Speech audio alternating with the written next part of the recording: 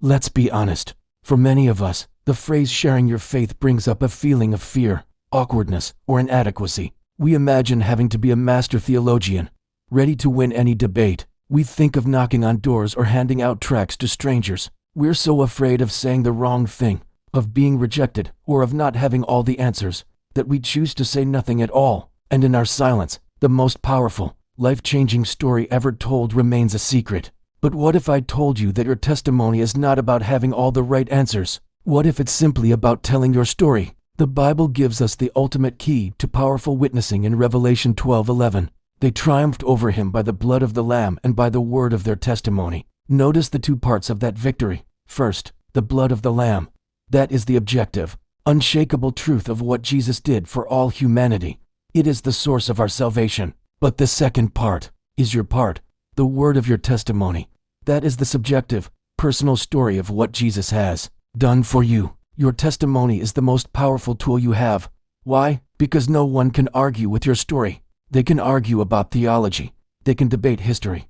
But they cannot debate your experience. They cannot argue with the peace you felt in the middle of your anxiety. They cannot argue with the strength you found in your weakness. They cannot argue with the hope that dawned in your darkest night.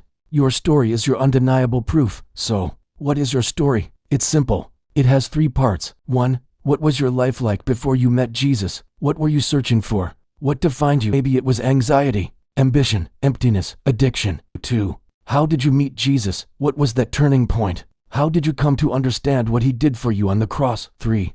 What is your life like now? How has he changed you? What is different? Not perfect, but different. Forgiven, hopeful, free. That's it. That's your testimony.